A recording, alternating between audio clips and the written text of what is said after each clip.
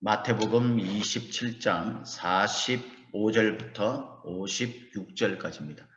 우리 함께 읽도록 하겠습니다. 제6시로부터 온 땅에 어둠이 임하여 제9시까지 계속되더니 제9시쯤에 예수께서 크게 소리질러 이르시되 엘리 엘리 라바 사박다니 하시니 이는 곧 나의 하나님 어찌하여 나를 버리셨나이까 하는 뜻이라.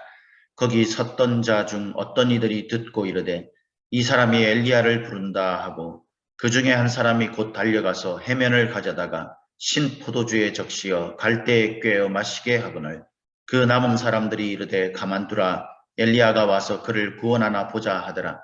예수께서 다시 크게 소리 지르시고 영원히 떠나시니라.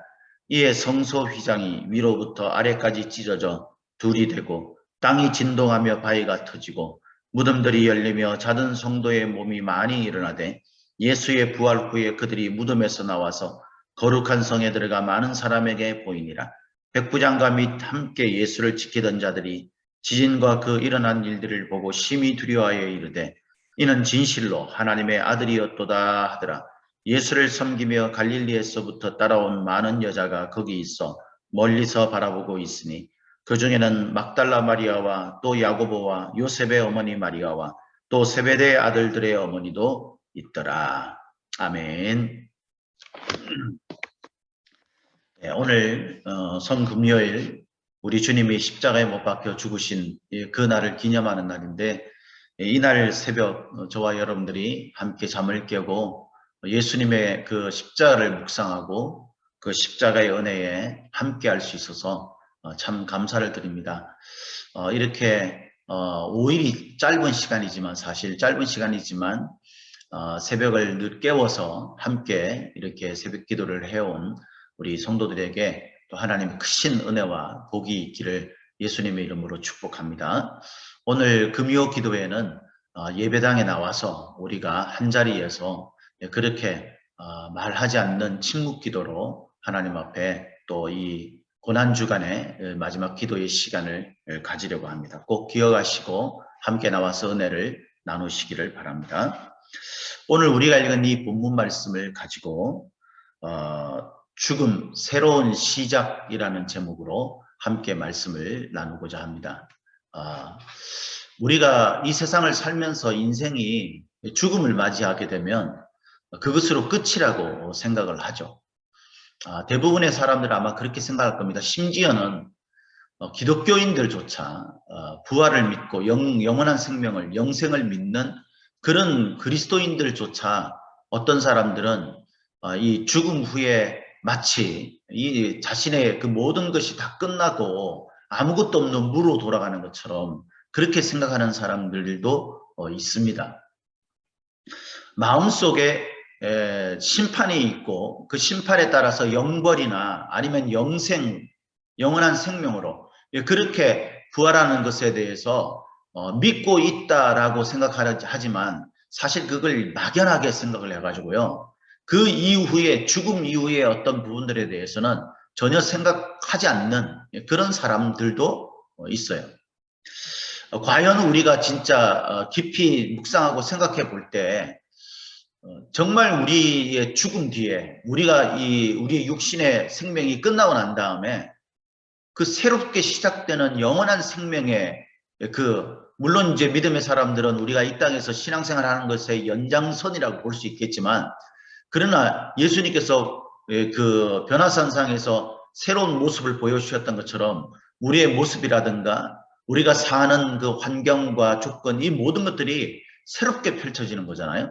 새로운 그런 시작이 될 것이다 라고 생각하면서 그 확신에 대한 어떤 그런 마음을 가지고 그런 가치를 가지고 이 땅을 살아가는 그리스도인들이 과연 얼마나 될까 이걸 우리가 생각해 보면 좀 회의적인 그런 그 결론이 나오지 않을까 이런 생각도 한 번씩 해봅니다. 왜냐하면 우리가 그것이 뚜렷하고 분명하다면 절대 그리스도인들이 거짓되고 또 가짜의 삶을 살지 않기 때문입니다.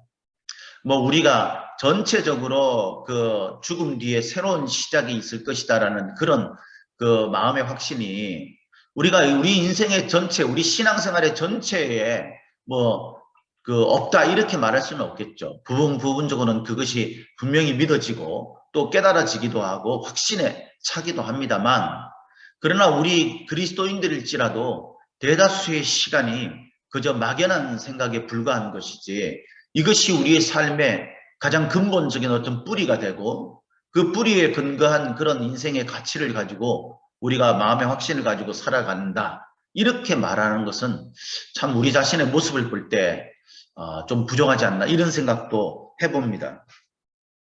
오늘 우리가 읽은 이 본문 말씀은 예수님께서 드디어 십자가에서 마지막 숨을 거두시는 그 장면, 그리고 그 주변에 일어났던 여러 가지 그 모습들이 마치 어떤 영화의 한 장면처럼 그렇게 기록되어 있습니다. 예수님은 육시에 그 십자가에 달리셨어요. 이 육시라는 것은 오늘날 우리 시간으로 따지보면은 저거 12시를 말합니다. 12시. 이 12시쯤에 예수님께서 십자가 위에 이렇게 올리셨는 거예요. 달리신 거예요. 그래서 약 3시간 정도를 십자가 위에서 달려 계시면서 오늘 본문에 보니까 9시까지 계속됐다라고 했어요. 그때 예수님이 십자가에 달려 있을 때에 어둠이 온 땅에 임하게 되는 거죠. 왜 어둠이 온 땅에 임하는 하나님께서 이런 징조를 주셨습니까?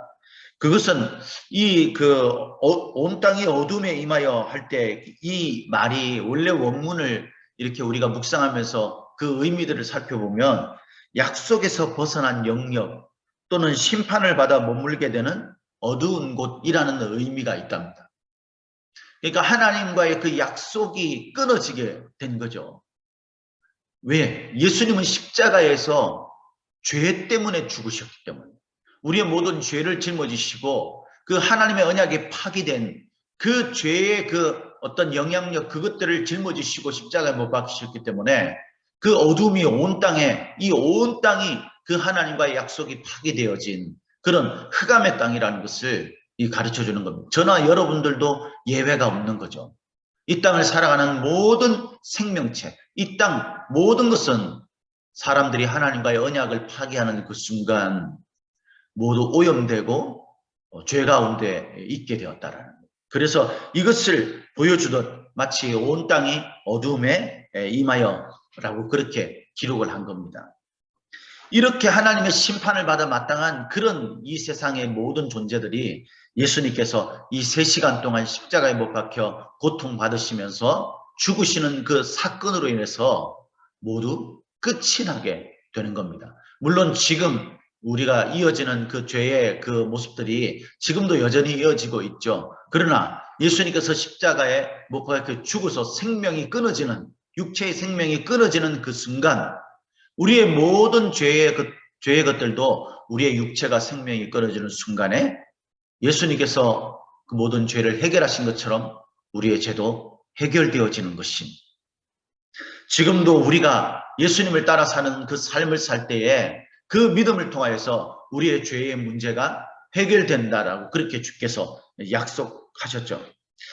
예수님께서는 9시쯤에 이제 하나님을 향해서 그 죄로부터 버림받을 때, 그 죄로부터 하나님 앞에 심판을 받을 때, 그때 하나님으로부터 버림을 받게 되고 하나님과 그 관계가 완전히 끊어지게 되는 그런 비통에 찬 고백을 하게 됩니다. 그것이 뭡니까? 엘리 엘리 라마 사박다니. 이것은 있잖아요, 우리가 잘 알다시피 하나님 어찌해서 저를 버리십니까? 라는 그 고백인데, 이것은요 구약 성경에서 그렇게 예언해서 이야기하는 그런 말이 있는 것처럼 시편 22편 말씀에서 나오는 거죠. 이 말이 있는 것처럼 이것은 어떤 의미냐면 이 죄로 말미암아서 버림을 당하는 사람들의 어떤 고백이에요. 이 사람들이 생각할 때는 자기가 하나님 앞에 버림을 받아야 될 이유가 없는 거죠. 그런데 하나님은 죄 때문에 너와 나와의 관계가 단절돼서 내가 이제 너를 버린다라는 그런 어떤 의미가 있는 거예요. 그래서 예수님께서는 아버지 되시는 그 하나님께서 아들 되는 나를 왜 이렇게 버리십니까? 결국 내 기도는 안 들어주시고, 내가 하나님 앞에 이 산을 옮겨달라고 했는 그 기도는 안 들어주시고 저를 이렇게 외면하십니까? 이런 그 비통에 찬 그런 그 마음이, 원한의 그 마음이, 그 고백이 아니라는 거예요. 그 고백이 아니라 죄인의 모습으로 우리의 모든 사람들이 그 죄를 가지고 십자가에 죽을 때, 하나님 앞에 심판받아 죽을 때 우리가 외칠 수밖에 없는 그 고백을 예수님께서 지금 하고 있는 겁니다. 시편 22편에 있는 이 고백은요, 사실 이제 이것으로 완전히 절망으로 끝나는 그런 고백이 아니라 그 시편 22편을 읽어보면 승리를 희망하고 소망하는 것으로 결론이 나요. 그래서 이것은 곧 우리가 그 영원한 멸망으로 끝나는 그런 말이 아니라 이 하나님 어찌해서 저를 버리십니까? 라는 이 말은 이제 우리가 완전히 새로운 모습으로 주님과의 관계가 완전히 회복되어진 그런 모습으로 새롭게 될 것에 대한 어떤 그런 암시적인 그런 고백이라고도 볼 수 있는 것입니다. 예수님은 이렇게 비통에 차고 가슴 아픈 그런 이 고백을 주님 앞에 하나님 앞에서 외치고 난 다음에 숨을 거두시죠. 그때 사람들이 반응을 보이잖아요. 뭐 어떤 사람은 이제 오늘 본문 말씀에 있는 것처럼 신포도주를 가지고 와서 입에다가 이제 마시게 그렇게 하고 이것을 예수님께서 이렇게 입술을 적셨는지 뭐 그것은 모르겠지만 이것은 이제 뭐 그 당시에 그 음료로 많이 그 대체됐던 그런 그 음료수래요. 그래서 뭐 목이 마르고 이제 그러니까 거기에 입술을 좀 적셔주는 그런 선한 행위라고 볼 수 있겠죠. 이렇게 한 사람들도 있는 반면에 49절에는 가만둬라. 그렇게 하는 사람을 향해서 제지하면서 엘리야가 와서 그를 구원하나 보자. 이렇게 합니다. 이 당시 사람들은 엘리야가 이 어렵고 힘든 의인들을 돕는 그런 어떤 그런 관점들이 있었어요. 그래서 엘리야가 와서 그를 구원하는지 한번 보자. 그가 진짜 의로운 사람이라면 돕지 않겠느냐. 이렇게 예수님을 여전히 조롱하는 사람도 있습니다. 저와 여러분들은 예수님의 십자가 앞에서 어떤 모습을 가지고 있습니까? 우리가 예수님의 십자가 앞에서 우리가 뭐 설마 이 사람들처럼 예수님을 조롱하겠습니까? 그렇지는 않겠지만 예수님을 향해서 우리가 선한 마음을 가지고 예수님을 향해서 관계를 가지려는 그런 적극적인 마음을 가지고 우리가 다가가고 있는지 아니면은 우리가 여전히 예수님의 십자가가 왜 죽었는지 그것을 알면서도 그 사실에 대해서 무관심하고 별 의미 없이 우리가 지나고 있는지 그것도 우리가 한번 묵상해 보는 시간이 되면 의미가 있겠죠. 예수님은 어쨌든 50절에 마침내 큰 소리를 지르시고 영혼이 떠나십니다. 이때 질렀던 소리는 그냥 그 죽음을 앞둔 사람이 외치는 그런 절규 같은 거예요. 비명 같은 거예요. 이것을 크게 소리 지르시고 그리고 영혼이 떠나시게 됩니다. 이 사람들이 오늘 본문 말씀에 예수님께서 46절에도 크게 소리 질러라는 말이 나오고요. 또 50절에 크게 소리 지르시고 이렇게 말이 두 번씩이나 반복해서 나오잖아요. 그러니까 이 말도 우리가 좀 의미 있게 살펴볼 필요가 있겠죠. 이 그 소리를 크게 지르다라는 단어가요. 헬라어로는 여러 단어가 있는데 그 중에 이제 대표적인 게 칼레오라는 단어가 있어요. 이것은 어떤 목적을 가지고 부르다라는 뜻이래요. 어떤 목적을 가지고 이렇게 누군가를 크게 부르는 뭐 외치는 그런데 보아오라는 단어가 있는데 이건 뭐냐면 감정을 표현하면서 소리치는 그런 단어입니다. 그리고 크라조라는 단어가 있는데 이것은 거칠고 짐승처럼 소리를 크게 지르는 것을 말하는. 그런데 이 46절에 나오는 이 말씀은요. 보아오라고 돼 있어요. 보아오. 다시 말해서 감정을 표현하면서 소리치는 거예요. 그러니까 절망적인 그 마음을 느끼는 게 사람이 죽음 앞에서 희망을 가지거나 소망을 가질 수가 없는 거죠. 그거는 이 죽음을 목전에 둔 어떤 그런 경험을 해본 사람들은 아마 알 겁니다.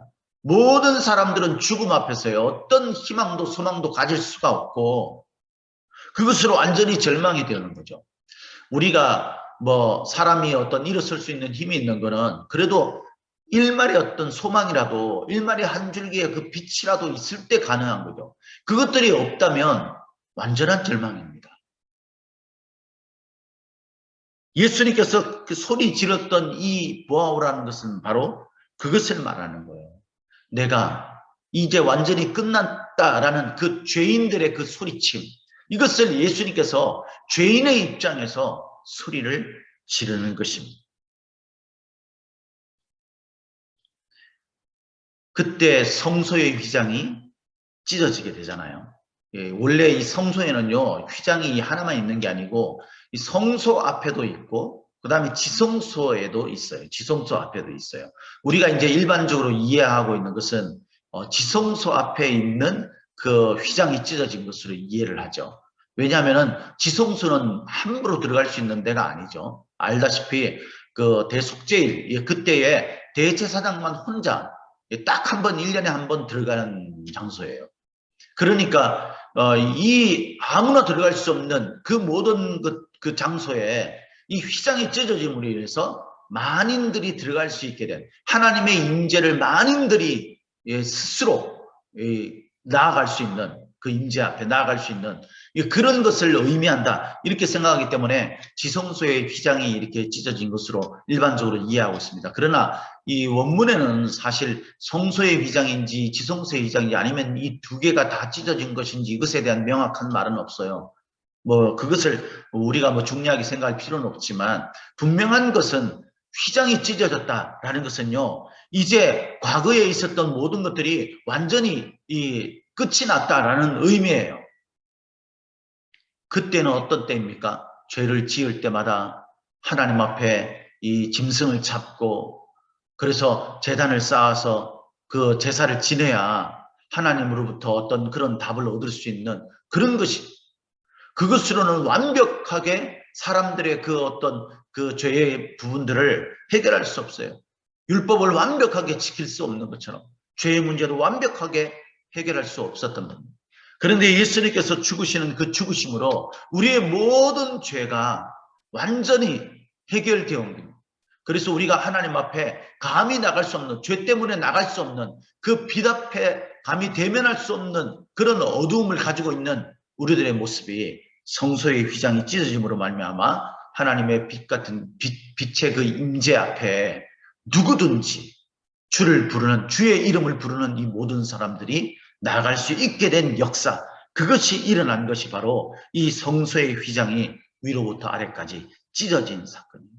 근데 이것이요, 예수님께서 십자가에 못 박혀 돌아가실 때에, 숨을 거두실 때에도 그 영혼이 떠나시다 이렇게 돼 있잖아요. 50절에.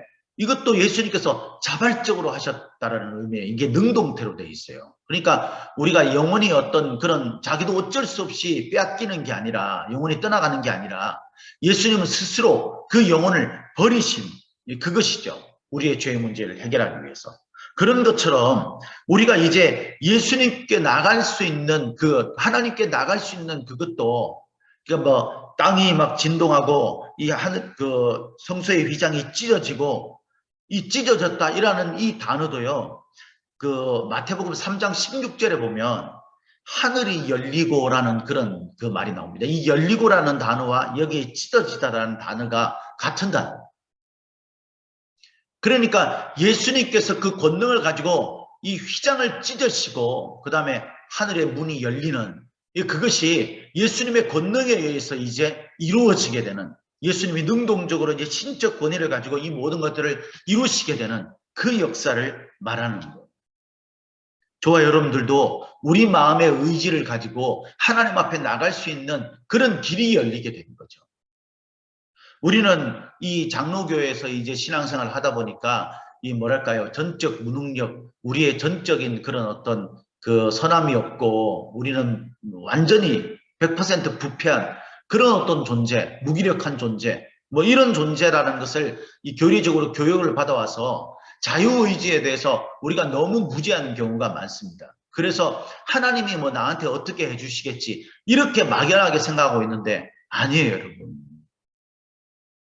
그것은요, 우리가 전적으로 타락하고 우리가 전적으로 무능력하고 무기력한 그런 모든 것들은 인간의 본성을 말하는 것이고요. 그래서 하나님이 우리에게 은혜를 베풀지 않으면, 선물로 주시지 않으면 절대 우리가 선함에 도달할 수 없다라는 의미이고, 우리가 이 땅을 살아가는 동안에 우리가 믿음을 선택하고 우리가 어떤 책임 있는 선택, 우리가 이전에 살펴본 것처럼 그 선택에서 우리가 선택할 수 있는 것은 하나님이 주신 우리의 능동적인 자유의지, 그것을 가지고 선택할 수 있게 된 거예요.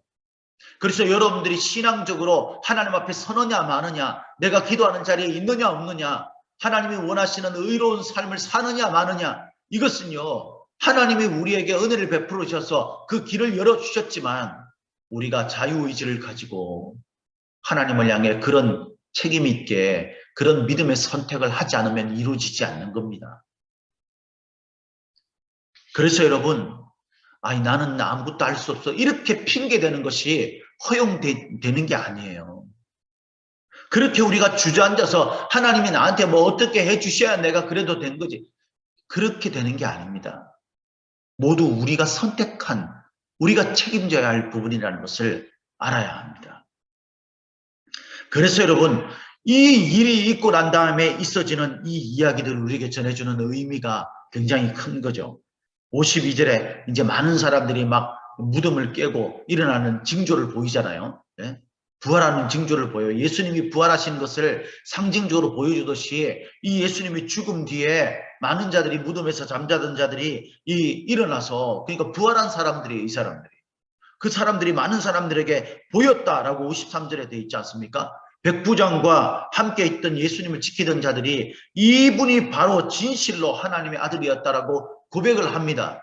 그러니까 현장 속에서, 예수님을 믿는 그 믿음의 현장 속에서는요, 이렇게 하나님의 놀라운 역사, 그 징조가 보이기도 하고, 그 다음에 거기에서 참으로 그 징조를 보고 하나님 앞에 믿음의 고백을 하는 사람들도 있고요. 또 55절 56절에 보니까 많은 여인들이 예수님을 따라서 그곳에 있었어요. 근데 이곳에 있지 않는 사람들도 있다는 거죠. 저와 여러분들은 예수님의 십자가의 죽음 앞에서도 있어야 하고요, 예수님의 그 부활하신 그 자리에도 있어야 되는 거예요. 그래야지 그 믿음이 연결되는 겁니다. 그래야지 믿음이 완성되는, 그 믿음에 대한 그 우리의 그 자리에 있는 그런 선택은 하나님이 우리에게 억지로 해주시는 게 아니에요. 저와 여러분들이 하는 것입니다. 능동적으로. 그래서 우리가 죄 가운데 있었던 우리의 인생은 끝이 나고 주께서 우리에게 주신 새로운 시작이 우리에게 이루어지게 되는 거예요. 할렐루야. 저와 여러분들은 지금 어디에 있습니까? 예수님의 십자가와 함께 있습니까? 예수님의 그 죄 때문에 죽으신 그 비통에 찬 그런 신음이 곧 나의 고백이고, 그로 말미암아서 하나님 앞에서 새롭게 되어지는 역사가 우리에게 이루어질 것이라는 굳은 믿음을 가지고 이제 믿음의 올바른 선택들을 이루어 가려고 하십니까, 여러분?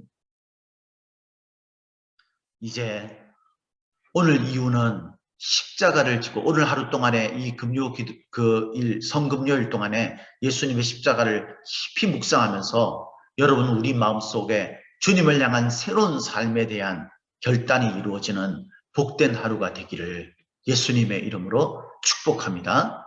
축복합니다.